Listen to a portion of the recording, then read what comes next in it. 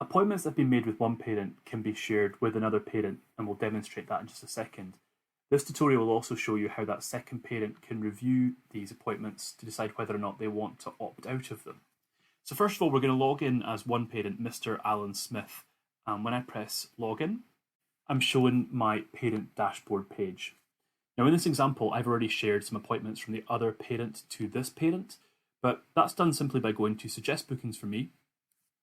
And you'll notice at the bottom of the page, there's a tick box that allows you to share your appointments with another parent.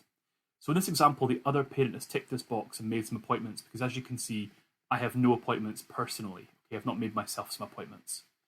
So when I go back to my dashboard, I'm being shown that I have a booking schedule because the other parent has made these appointments. Okay, so you can see these appointments here and it's telling me they're shared.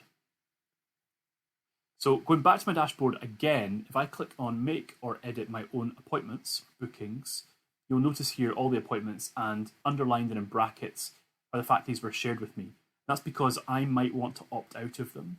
So if one parent shares some appointments with another and the second parent doesn't actually want those appointments, doesn't want to join them for whatever reason, they can click on share booking and they can simply opt out.